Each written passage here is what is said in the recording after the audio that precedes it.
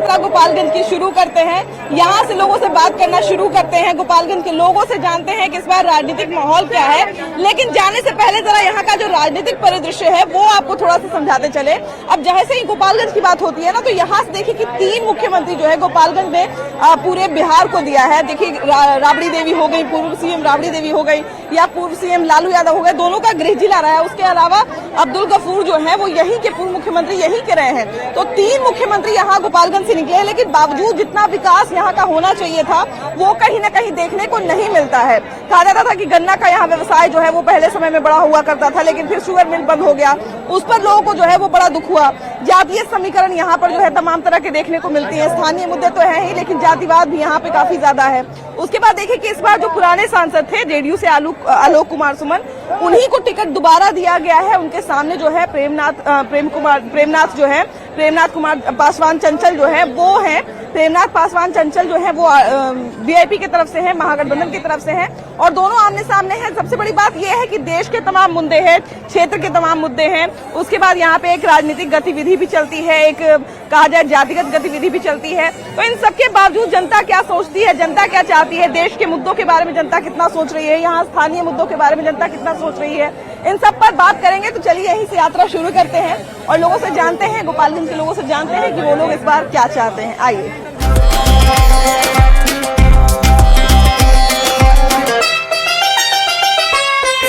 भाई देखिए यहाँ पर दोनों पक्ष के लोग यहाँ पे बतियाए में जितना मजा आई, हमरा लगा था कि कोनो जगह मजा ना आए। को नहीं दिया जा रहा है, मोदी को दिया जा रहा है। आलोक कुमार सुमन को नहीं दिया जा रहा है, मोदी को दिया जा रहा है। तो नाराजगी के कारण क्या बात? मोदी के नाम पर हम बीजेपी को वोट देते हैं, लेकिन मोदी के नाम पर देते हैं। साल में केंद्र सरकार बहुत काम किया है, देश को एक नंबर में लाया है, देश का मान प्रतिष्ठा बनाया है। मोदी जी में कोनो कमी नहीं है, जौन कमी है यहाँ के ट्रांसपोर्ट में कमी है। 370 धारा हटा दिया, राम मंदिर बना दिए, लोगों को जब क्वेश्चन किया गया कि ये चीज हम करते तो राज्य सरकार की है। मैंने बोला कि आपका फंड क्या है, हमारे पंचायत में आप अपने फंड से क्या कराए हैं, आपको क्या करना है। हमको ये सड़क है तो ये तो प्रधानमंत्री के ग्राम सड़क योजना के तहत नहीं आता है, मुख्यमंत्री के सड़क योजना के तहत आता है। जल निकासी का क्या है? नीतीश कुमार आलोक कुमार सुमन अगर पंचायत में खड़ा हो जाए तो कहीं नहीं जीतेंगे। हाँ वही जीत रहे हैं मोदी के नाम। ये मोदी का वोट हम लोग दे रहे हैं, ना आलोक कुमार सुमन को दे रहे हैं, ना तीर को दे रहे हैं, नीतीश को दे रहे हैं। इन लोगों को तो बिल्कुल 0 पॉइंट। नीतीश कुमार भी तो बिहार में काम किया है, क्या किया है? बिल्कुल टूटा फूटा था नेशनल हाईवे 6 ही यहाँ जादवपुर कोन्हावा बिल्कुल खंडर था। जिस दिन मोदी जी जीते तीसरा दिन 36,000 करोड़ दिए थे। जनधन का खाता खुलवाए हैं, जो किसानों को लाभ जो गवर्नमेंट से जो मिल रहा है, अगर मुखिया के हाथ में चाहे किसी भी जनप्रतिनिधि के हाथ में मिलता, जो नगद बांट दो वो उसके लाभू के हाथ में नहीं मिलता, वह रास्ते में ही रह जाता है। इसलिए डायरेक्ट जो खाता में मिला है, खाता खुला है, डायरेक्ट उसके लाभ उसके खाता में आ रहा है। यही सबसे बड़ी आम जनता की खूबी है। खाता सर भैया बहुत सारा लोग खुलवाया था एक टाइम पे, तो क्या उसका सही में फायदा मिला? क्या कोई फायदा नहीं मिला। जो मोदी जी से कोई लाभ नहीं है देश में, सब जो है केवल मोदी नाम का चलता है, कोई चर्चा नहीं है। जो भी लोग हम लोग दे रहे हैं लालटेन साहब को, राष्ट्रीय जनता दल का सपोर्ट हम लोग कर रहे हैं। क्या माहौल है यहाँ पर? कोई विकल्प नहीं है, मोदी को वोट देंगे। तो विकल्प क्यों नहीं है, क्या लगता है? राहुल को क्यों नहीं दे सकते? वो भी भारत जोड़ो यात्रा किए, न्याय यात्रा किए, कितना सारा यात्रा किए, लोगों को जोड़ने। आप ही जैसे युवाओं की बात करते हैं, कहते हैं कि इस सरकार ने युवाओं को रोजगार नहीं दिया, हम रोजगार देंगे। वो तो कहते हैं मोदी को ही वोट देंगे। वो वैसे कुछ भी कहते रहे, हमको डेवलपमेंट दिख रहा है, विकास दिख रहा है, राम मंदिर भी बन गया, 370 भी हो गया, हमको सब दिख रहा है, मोदी को ही वोट देंगे। क्या लगता है भैया, सही में ऑप्शन की कमी है और मोदी मजबूरी है क्या? मजबूरी है, मजबूरी है। और मोदी हम लोग रोजगार, हमको घर से अपने घर से रोजगार थोड़ी न देगा, हम लोग को खुद से अपना रोजगार करना पड़ेगा। मोदी जी से मांगे रोजगार, अपने घर पर रोजगार थोड़ी न रखे हैं। ना वो किसी कारखाना का मालिक थोड़ी ना है कि वो आपको रोजगार देंगे। लेकिन व्यवस्था तो सरकार कराएगी ना, सरकार का तो काम है व्यवस्था कराना। हमारे बिहार में भी व्यवस्था कराया जाए, हमारे बिहार में भी फैक्ट्री लगवाया जाए। हाँ, ये चीज तो है भैया। आप लोग के यहाँ पलायन की समस्या भी बहुत ज्यादा रहती है कि पलायन करके, खासकर यहाँ पर जो मुस्लिम भाई हमारे हैं वो गल्फ कंट्री में बहुत ज्यादा जाते हैं काम करने, सऊदी अरेबिया वगैरह जाते हैं काम करने, तो यहाँ से बहुत सारे लोग पलायन कर जाते हैं, काम करने के लिए बाहर चले जाते हैं। जाना पड़ेगा, वो तो मजबूरी है। अपने यहाँ ना है रोजगार तो दूसरे यहाँ जाना पड़ेगा ना। हाँ, तो यहाँ पे रोजगार की क्या व्यवस्था की जा सकती है, क्या क्या उपाय? जो भी व्यवस्था हो सके, कारखाना लगाया जाए, उद्योग फैक्ट्री सब लगाया जाए। यहाँ से 3 मुख्यमंत्री रहे, फिर भी यहाँ की हालत अभी तक ऐसी क्यों है? मैडम, यहाँ इतने लोग हैं। हाँ। आज हमको पहली बार चैनल को मौका मिला है बोलने का। हम बहुत दिन से सोच रहे थे। हाँ, एक बात स्पष्ट मैं बता देना चाहता हाँ, हूँ। बिल्कुल बिल्कुल बिल्कुल। ये चाहे बच्चे हों या जो भी हों, हाँ। या जात पात के नाम पर, या हम फलाना है तो फलाना के साथ रहेंगे, चिलाना है तो चिलाना के साथ रहेंगे, यही मानसिकता है अभी बिहार की। सच्चाई ये है कि 2005 के बाद मैडम जो सुख और जो शांति माननीय नीतीश कुमार के नेतृत्व में, वो चाहे सहयोग तेजस्वी का रहा हो और चाहे वो सहयोग भाजपा के लोगों का रहा हो, मैं ये नहीं कह रहा हूँ, लेकिन जब तक वो शख्स जिंदा है, हम सभी लोग आज जिंदा हैं और हंसमुख हैं और अपने अपने काम में अपना अपना कमा खा के शांति से जी रहे हैं। बहुत काम किया नीतीश कुमार। उस वैसा व्यक्तित्व शायद हमको नहीं लगता है फिर बिहार को कभी दोबारा। लेकिन अभी तो ये चौराहा दिन दहाड़े हत्या होती थी इसी चौराहे पे। 2005 के पहले इसी चौराहे पे दिन दहाड़े हत्या होती थी। जंगल राज था, दिन में जंगल राज था 2005 से पहले जंगल राज। हाँ, तो अब तो यहाँ से तो 3 मुख्यमंत्री रहे हैं, 2 तो इन्हीं के एक ही परिवार से पति पत्नी रहे हैं। हाँ भैया, लालू जी के राज में यहाँ पर 5 फैक्ट्रियाँ बंद हो गई, सरकारी और गैर सरकारी। चीनी मिल, शुगर मिल भी तो बंद हुआ। पहले जंगल राज था तो दिन दहाड़े चोरी होता था, और मंगल राज है तो एटीएम से चोरी हो जाता है। 15 लाख रोजगार चोरी कब रुकल बा? सब दिन होते बा। तो पहले के दौर सही रहे कि अभी के दौर सही बा? गेहूं करे के चोर चोरे बा। उस समय चोर ज्यादा थे, इस समय कम है। खाने के लिए लेकिन जो नीतीश कुमार ने कर दिया है बिहार के लिए आज तक कोई नहीं किया, और जो विश्व में मोदी ने जो किया है आज तक भारत में कोई प्रधानमंत्री नहीं। सही बात है। नरेंद्र मोदी और नीतीश कुमार के नेतृत्व में जो भी काम हुआ है वो बहुत सराहनीय काम हुआ है।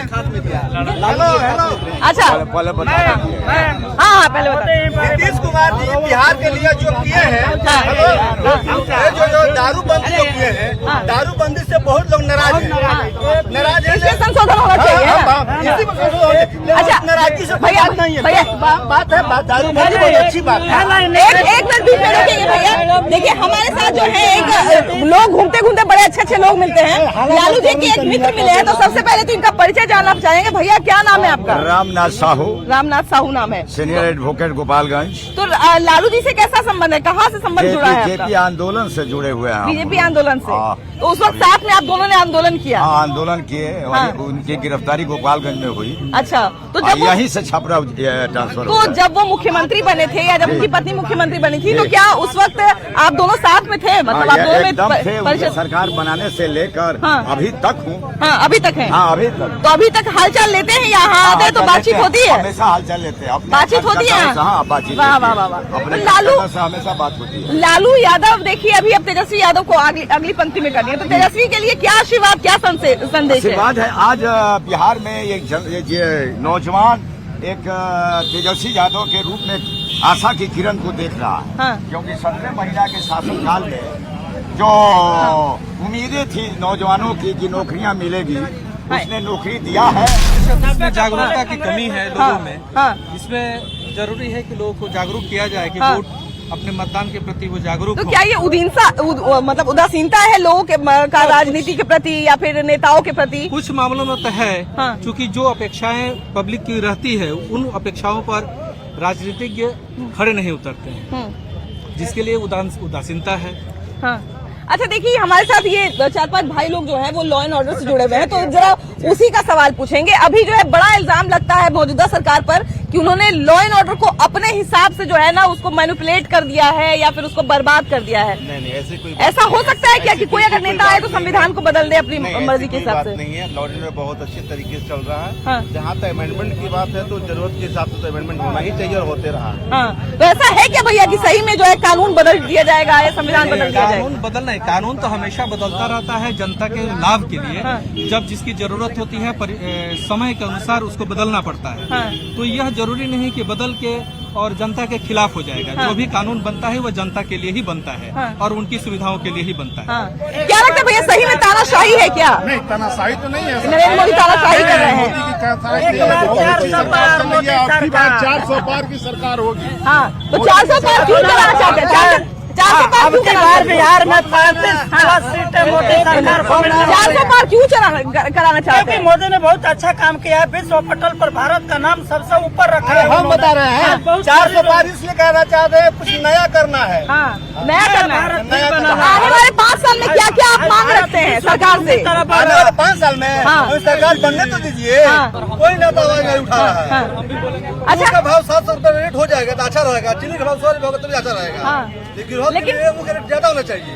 पैसा टाइम से मिलना चाहिए। अच्छा भैया, आप लोग कब से रह रहे हैं यहाँ पर? हम लोग तो यहाँ से बाई बर्थ रह रहे हैं। बाई बर्थ रह रहे हैं। तो अच्छा, पहले हम लोग सुनते थे कि गोपालगंज जो है वो गंडक, गुंडा और गन्ना 3 चीज के लिए जाना जाता है। हम लोग के सीनियर भी यही हम लोग को बताते थे। तो अभी क्या लगता है कि सही में ये 3 इसमें से एक गायब हो गया, गुंडा गायब हो गया, गंडक और गन्ना अभी भी है। गन्ना है ना?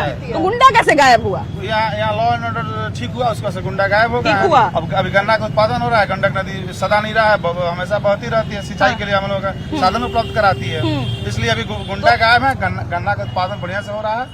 अच्छा देखिए कि अभी जो है वो बड़ा दिन से जो है आरोप लगता था। पहले एक दूसरे पर आरोप लगाते थे नीतीश कुमार और तेजस्वी यादव, कुछ कहते रहते थे। लेकिन नीतीश कुमार का हमेशा रहता था कि हमने जंगल राज को खत्म किया, जो गुंडा राज की जो आप बात कर रहे हैं उसको हमने खत्म किया।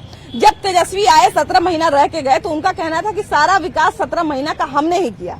अब किसकी बात पे विश्वास किया जाए? जब से नीतीश कुमार 2005 से आए हैं उन्होंने विकास को रफ्तार दिया है और गुंडा राज को खत्म करने का बहुत सार्थक प्रयास किया है, उसमें सफल भी रहे हैं। तेजस्वी यादव आते हैं तो बढ़ जाता है गुंडा राज। अभी जो आए थे बढ़ गया था, अभी फिर धीरे धीरे कंट्रोल हो रहा है। सही में ऐसा हुआ है क्या भैया? जी देखिए, सुरक्षा के मामले में तो बिहार पहले से बहुत बेहतर हुआ है। जैसा NCRB का डाटा है उसमें बिहार की जो स्थान है वो बहुत हद तक सुधरा है। लेकिन बिहार की जो मुख्य समस्या है वो मैं कहना चाहूँगा पलायन। बताइए। हाँ, पलायन। शिक्षा, हायर एजुकेशन। अच्छा, यहाँ किस लिए आई हैं? आवेदन दिया था, मोबाइल भुलाया था, मिल गया, वो जा रहे हैं। तो मोबाइल मिल गया आपका? अरे वाह वाह वाह। मोबाइल कितने दिन पे मिला? परसों के दिया था, आज मिल गया। अरे वाह वाह वाह। चुनाव हो रहा है, हम लोग राज्य स्तर पर नहीं दे के दे रहे हैं, देश स्तर पर दे रहे हैं। और देश स्तर पर जो काम हो रहा है बहुत अच्छा हो रहा है। तो क्या देश स्तर पे मतलब संतुष्ट है काम से? बिल्कुल। तो ये जो तानाशाह हो गए हैं, ये सब जो बोलते हैं तो अलग अलग सब अपने लोग वक्तव्य देते हैं, राजनीतिक वक्तव्य है। सही में अधिकार खत्म हो जाएगा क्या भैया अगर नरेंद्र मोदी दोबारा से आए तो? नरेंद्र मोदी आएंगे तो बहुत तेजी से विकास हो रहा है। हमारे NH-27 का जो प्रॉब्लम था, इतना बड़ा प्रॉब्लम था जो अभी हल हो रहा है। अभी जाकर वहाँ पे देखिए इतना बड़ा फ्लाईओवर बन रहा है। हमको लग रहा है कि गोपालगंज जिला की सौभाग्य है कि वैसा फ्लाईओवर बन रहा है। तो अच्छा, तो देखिए कि यहाँ पे बात करने से, जैसा कि देखिए कि हमने दोनों पक्षों से बात की और हमको लगता है कि 3-4 लोगों से 3-4 तरह की मानसिकता थी, बहुत सारे मुद्दे थे, बहुत सारी चीजें थी, बहुत सारी बातें थी। लेकिन भाई हमरा तो यही समझ में आई कि भाई यहाँ पर केंद्र के जो मुद्दा बा ना वो ज्यादा हावी बा। यहाँ राज्य के मुद्दा के बारे में लोग कम सोचता, यहाँ माने क्षेत्रीय जो मुद्दा बा यहाँ कम सोचता। हम सुनने नहीं कि यहाँ जातिवाद बहुत होखेला, लेकिन हमरा यहाँ पर बात करे से पता चलल कि यहाँ जातिवाद जो बानू बड़ा कम बा, माने कुछ लोगों में बा। बाकी ज्यादातर लोग जो है विकास को देखा था, अब विकास के बारे में ही सोचा था। फिलहाल इस एपिसोड में इतना ही। अगले एपिसोड में हम लोग फिर से मिलेंगे एगो नया क्षेत्र के साथ, ढेर सारे नए लोगों के साथ।